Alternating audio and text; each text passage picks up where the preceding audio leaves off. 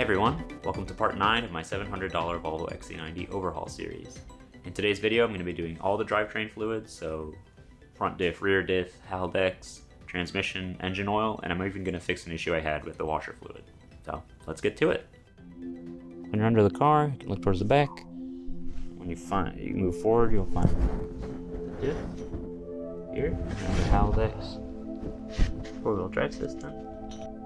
And then up here behind the frame, there's two plugs. The front one for the Haldex and the rear one for the differential. So this is the drain and fill plugs. So you're gonna want to use a little pump to drain it out. Just don't get them mixed up, you're gonna have problems. We're gonna start with the Haldex. So to undo the plug, I'm gonna be using a wobble socket with a 13mm on the end. Loose. Okay. And to remove the fluid, I'm going to be using the syringe.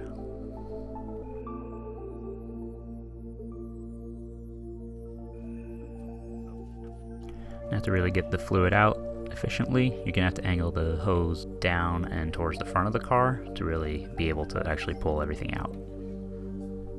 This is a syringe I got from FCP Euro as part of the service kit.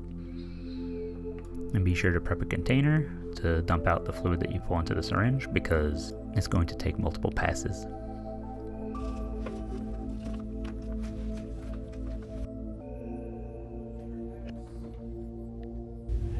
So here we're going to, the filter housing is here, and there's 4mm hex head that will fit in here, and then we'll pop this off, but take the old filter out, and put the new one in right here.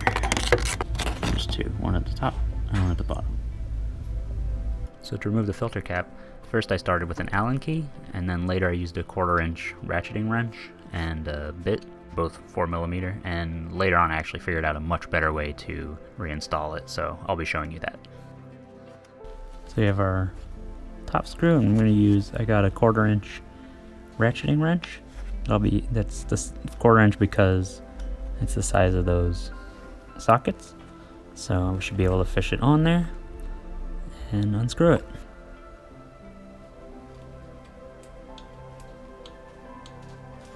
And once it's loose enough, you can just try to shove your finger in there and unscrew it by running your finger along the side.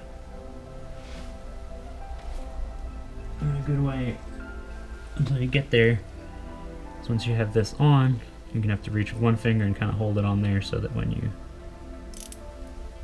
turn it, it won't just go back and forth, because at one point it was just going back and forth. Okay, so now we got to remove the cap here. Oh, it's all over me, shit. So now that I cleaned off my face, let's see. I think you can reach in.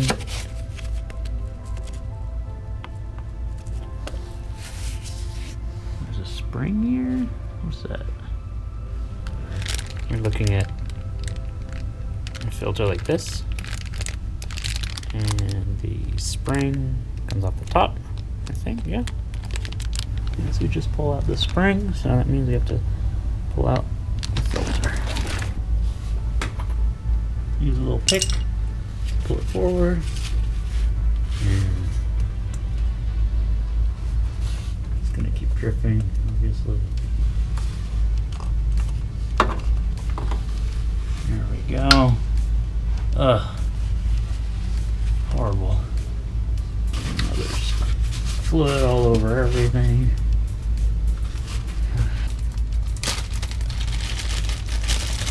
So with our new filter here,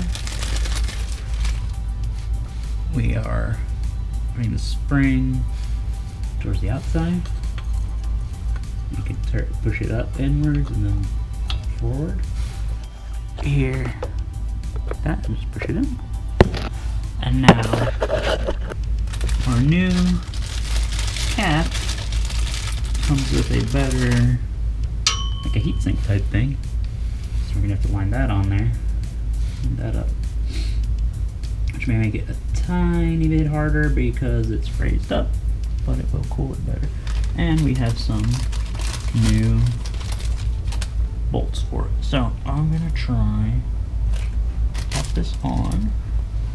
So before seating the cap in place, don't forget to lube the O-ring. So I'm using some leftover fluid to lubricate it.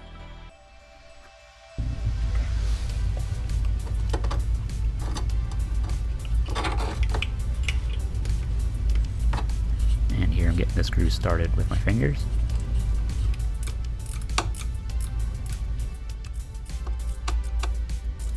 You may be wondering, how the hell am I supposed to unscrew the Haldex filter? It's horrible. Like there's no room for a regular Allen key. Once you've unscrewed it, there's no room to fit this in to screw it back in. So, after much frustration, I decided to find another 4mm one of these, and then I cut it down. So this is covered in Teflon tape because that's what I used to help it grip better in my ratcheting wrench. But as you can see, I just ended up cutting it down to a shorter size. And then with my ratcheting wrench, I taped the back to help slow it down prevent it from sliding back too far or falling out. And I wrapped it in Teflon tape just to have it grip a little better inside the ratcheting wrench. So that allowed me to, tighten it down. And at times when it got kind of stuck in not enough resistance to ratchet, I reached in alongside with a screwdriver and held it against the bottom side or the back side, depending on where I was, and that allowed me to tighten it up. So this size will actually let you fit the tool and the bit up between the screw and the drive shaft, and it'll let you work on it. So this has been great. I kind of wish I had this earlier when I was removing the screws, but it's worked out. Whew. Lifesaver. Alright, there it is. So, with the filter replaced, which looks like this now.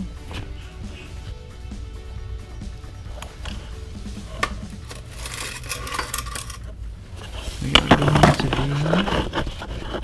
to be doing the first fill of the Haldex, which is up here before. So we've got our Haldex coupling juice. I'm going to be using the syringe to fill it up. So it should hold about 300 milliliters. So we're going to fill this once because it's 200. If I can. Okay.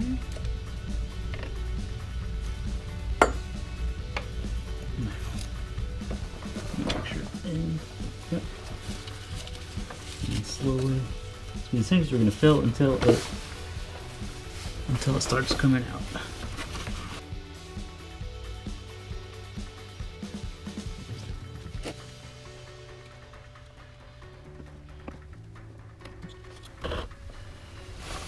Prepare the old plug with the old washer because since it's a two-part fill, I'll put the fresh one in next time. Not dripping out yet, so there's a little more. More? I might be just... Oh, there we go. Yep, that was just below. Yep, it's a stream now. Oh, it's on my arm. Great, okay. Just get it on there and then we'll tighten it up. And it should drip off here. So we're gonna want to wipe that off. Clean up the floor a little. Clean up the surface a bit. And that's part one because we will have to get back under here to top it off once we've driven it. And we'll top it off to that level and then remove 40 milliliters, which is why we have the syringe, which will allow us to measure the amount. We're torquing this down to 35 newton meters. So I have an extension on it with a 13. There we go. Oops. I gotta get the socket out. And that's it. That's the Haldex part 1. Now that we've driven the car, we're back under here to do part 2 of the Haldex service. What we're doing today is we're filling it until it spills out, and then we are letting it slow to a drip instead of a continuous stream. So I have a catch can for that. And once that's done, we will be removing 40 milliliters of fluid using the syringe. And I have new washer and plug for once that's all set, so I'm going to get these ready. And make sure you get the old gasket, or crusher, the old washer slash gasket. Since I only got the bolt right now, if I reach in I should be able to. Old crush washer. Now, let's get our syringe. Feed that to the hole. You don't have to go super far, just far enough that it won't spill out while we're pushing it in. Now if you move up, you can keep an eye, you can keep line of sight on the fill port, and as soon as it starts dripping out, take this out. I'm going to push all this back in to the original bottle. Let this drip a little bit. I'm going to measure. This is 50. I gotta go just under 50. I'll let to remove. Move that up. That seems like a drip instead of a stream. So, should be good. Alright, reach it. Feed this in. And this time you want to go down far enough that you will actually be able to pull fluid out.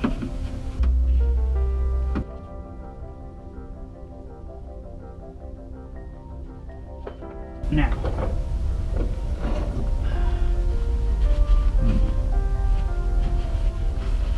wipe this down. I'll probably spray it down a bit, but brake clean later. Here I'm tightening up the new bolt and new crush washer. 35 newton meters. And that's it. That's the Haldex done.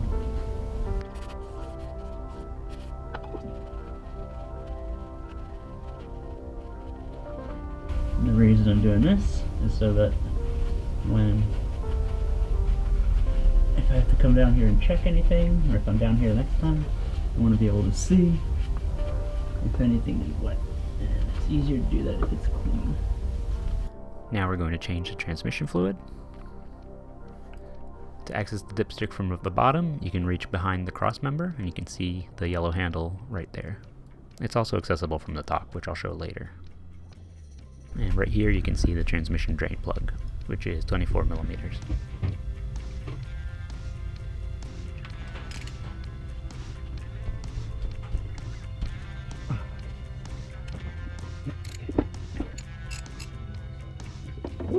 Let all the fluid drain out, and then install the new crush washer and the drain bolt.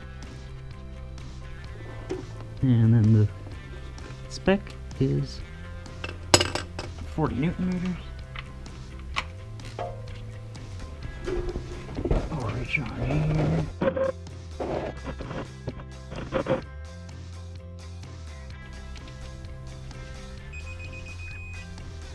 There we go. Oops. Wipe that off. Good. Now we just have to fill it up, which is going to be interesting. So I ended up deciding to fill it up from the bottom, but you can also do it from the top too. And I'll be using a transfer pump. So the idea is I'm going to feed the transfer pipe into the dipstick hole and fill it that way.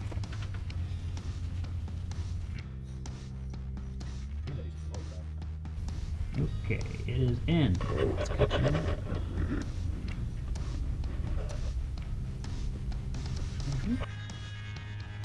So to fill up the transmission, I'm using a fluid transfer pump, and I have help holding the pump hose into the fluid bottle.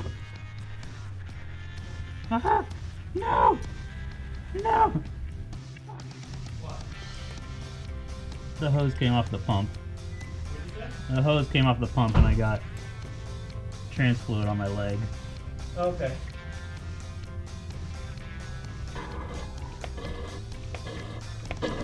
I should put the dipstick back in and then test it, I guess. And I'll test it. If you reach up in front of the hose here, you can actually kind of stick your hand in it if your hands are small enough and grab it.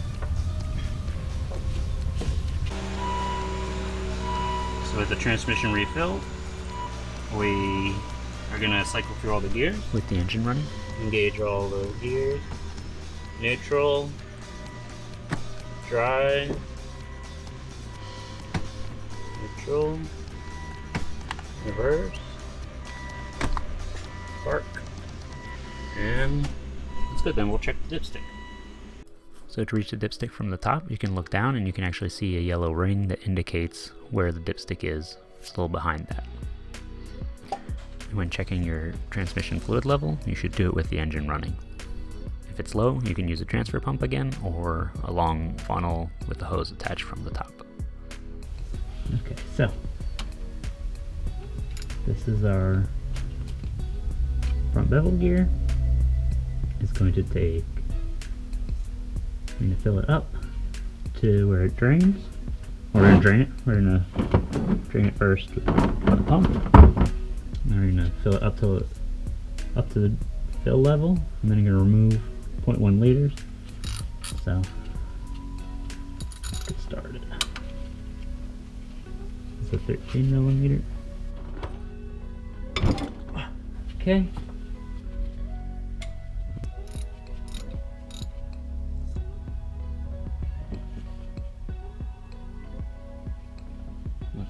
So you're going to have to make sure that you push the hose far in enough that you can reach close to the bottom of the bevel gear. Shove it in there. Let's see. Golden. Not bad, not bad. Alright, let's see if I can actually get a little more with the syringe that we cleaned out. Yeah, there's more, okay. And just a note, the front is either referred to as the bevel gear, or it can also be called the front differential.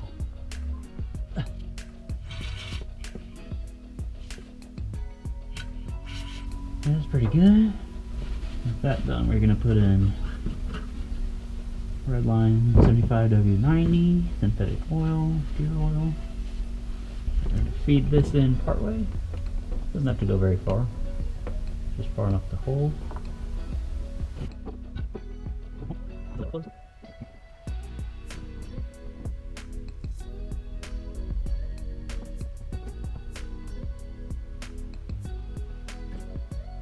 So here I realized I overfilled it a little bit because the hose was preventing any fluid from leaking back out.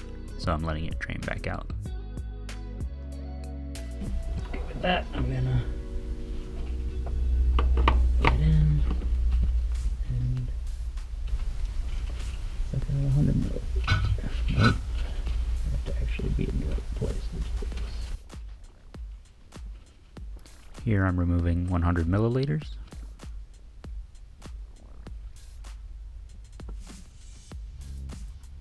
Yep.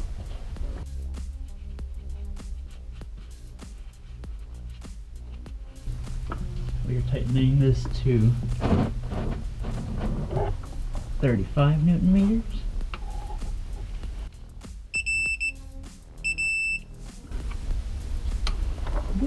Okay. Okay. That's the front. Now with the front diff done, we're going to do the rear. Try to get to that with a wobble socket. On the wobble socket should allow me to flex it in. The fill plug is towards the rear, right next to the Haldex fill plug.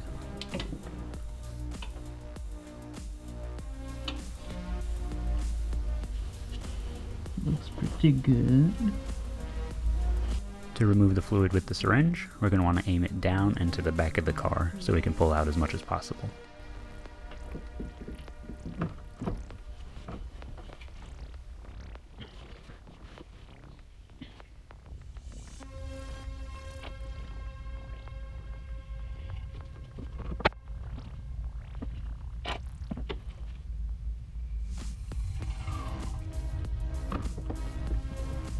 And we're going to do confirm, but I think it's 7 liters.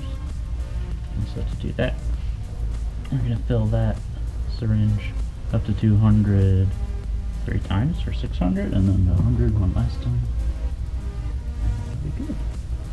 The reason there's no drain plug, and it's just a fill plug, is because Volvo says this is not a serviceable part. It's supposed to last the lifetime of the car. Just like transmission technically, though the transmission, they do have information on how to do it for cars that are used as taxis and that tow a lot. So, you know.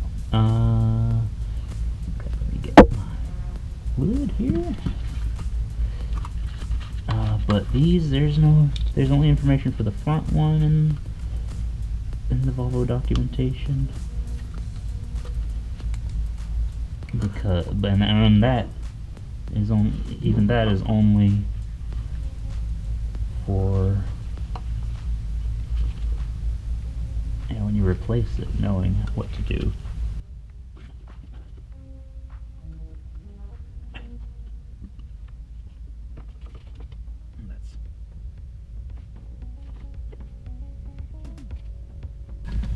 This would be 600.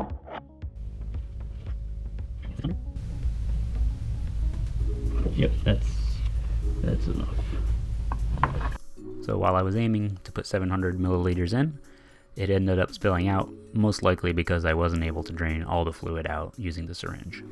So with the fluid up to the level of the drain plug, or the fill plug, that's filled. And we're going to torque it down to 35 Newton meters.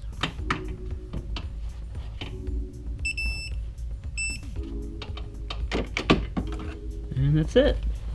That's the front and rear discs done. I'll probably clean this up a little more. Before taking the car out to test the differentials and test drive before refilling the Haldex, we went to top off washer fluid and it drained out onto the floor.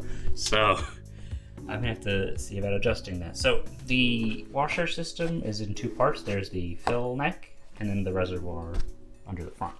So what probably happened is, because this was not screwed back in, this came loose, popped out, and while I was working on the timing belt probably, and now I need to replace it. So because it's all down there, I'm actually going to remove the headlight to take a look, and since it's pretty easy to just pull these.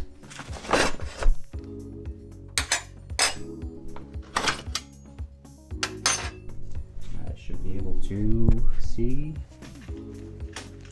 something in there soon. Pull this forward. Yeah, okay, so.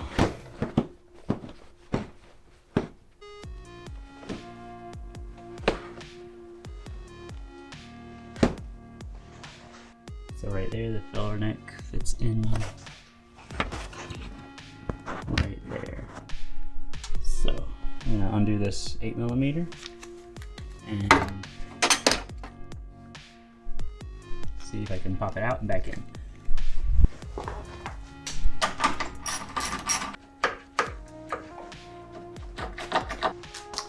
Looks good. I was able to push it down a little bit. And the reservoir is holding fluid, so that's good. Maybe I'll see about topping it off just a little to test. With that pushed in, I'm gonna try to screw the screw back in. Seems like it doesn't want to quite be lined up naturally while it's nice and tight. So we're gonna test this out. Now with the headlight pulled forward, I can watch the neck Let's see if when I add a bit of this, where it goes, which hopefully will be in the neck and stay in the neck.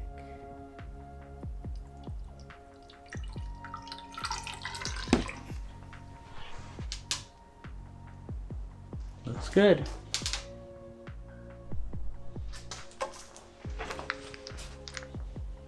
Yep, so if your film neck comes dislodged, which it shouldn't now, it's nice and secure with the bolt tightened down.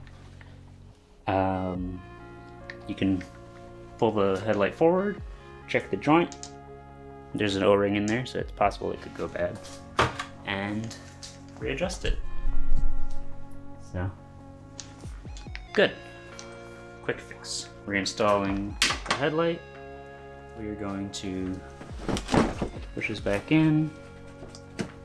And right here, this tab is going to rest in here, and then similarly over here, we have, it's going to line up, the other tab's going to line up with this, and that's where we're going to put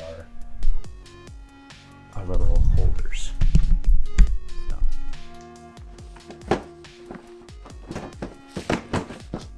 Okay, big one on the outside.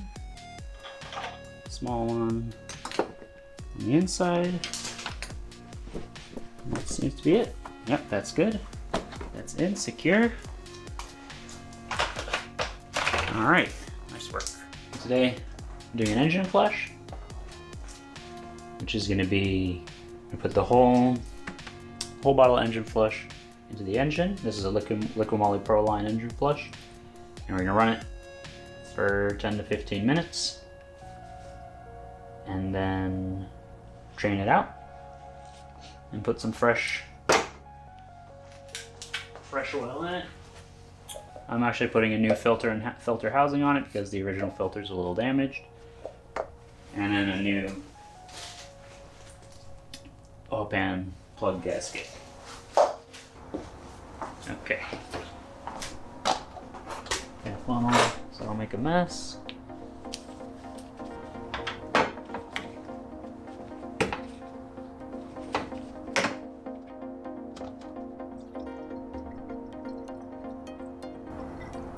So when we're running this, 10 to 15 minutes, and we're not revving the engine, we're not going to put it under any load, just let it idle. And it'll clean out all the passages. Here I'm just putting the old cap back on. Alright, let's start it and set a timer.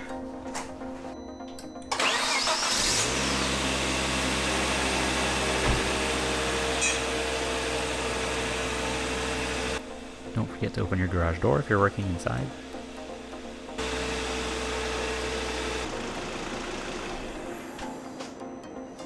Okay, that's 15 minutes. I'm going to remove the cap here so I don't get gloves. Woo, steamy. This is pretty cool and it's pretty cold in this garage. So, for your oil change, you're going to want to remove this piece. Now, normally, you'd have 1, 2, 3, 4, 5, 6, 7. Normally there should be 7 probably. And on this one, not the case because someone broke off some of the tabs. Also, they probably will be all the same size for you, but in my situation, I have 10 millimeters and 13. So be sure you get everything off and don't break it. Some mechanic at some point must have not paid attention and broke it off. It's possible that it was damaged during while I was driving at some point, but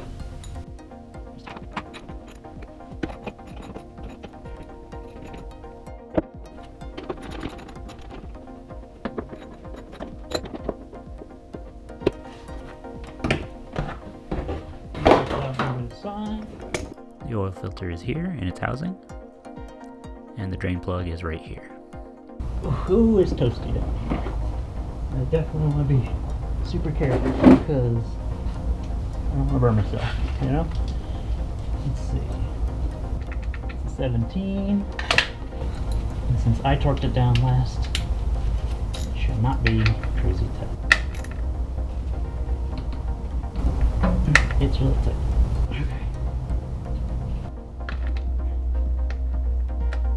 Okay. That's loose. Now, this is hot. Be really careful.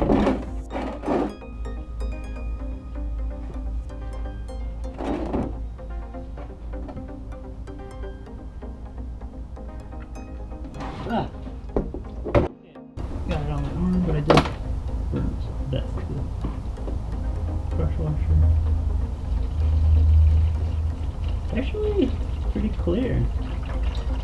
I know I said it's pretty clear, but looking back, it did only drive for like 3 or 4 miles and idled for 15 minutes, so it's actually pretty dark, all things considered.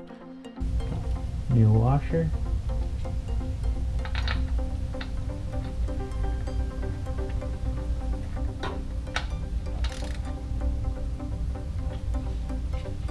And we are tightening this to 38 Newton meters.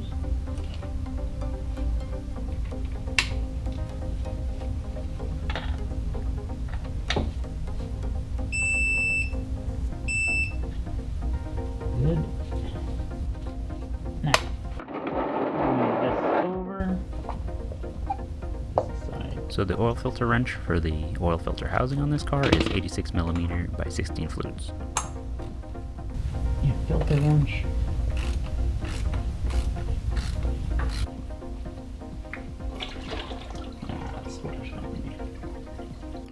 Wipe down around the filter housing in that area. And before reinstalling the new filter in the housing, don't forget to lubricate the O-ring. Or if you're reusing your housing, lubricate the new O-ring.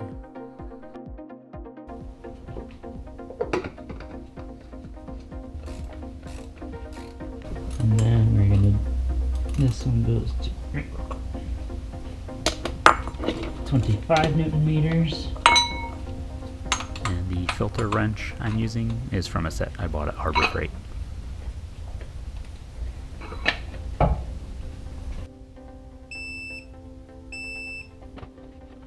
And with the drain plug and oil filter reinstalled, we can put on the under tray.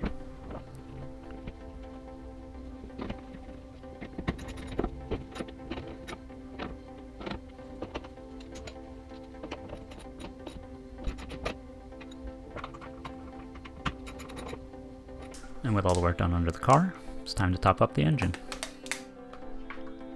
I'm using Mobil 1 5W30 synthetic, but you can use your favorite oil. The oil capacity for the 2.5T is just about 6 liters. You can get an idea of the oil level before running the engine, but it's always a good idea to run it and finalize your check.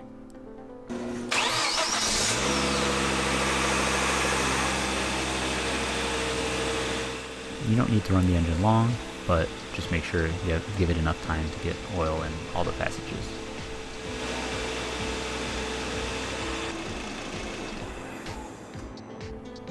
It's low still. And when checking your dipstick, aim to be in the middle of the cross-hatching. With that done, that's all the drivetrain fluids changed, and I even did the coolant in a previous video, so if you want to check that out, I'll leave a link in the description. In upcoming videos, I'll be doing the rear hubs and brakes, as well as the shifter claw, so keep an eye out for that. If this video helped you out, leave a like. If you have any questions, leave a comment, and if you're enjoying the series, consider subscribing. Thanks for watching, and I'll see you next time.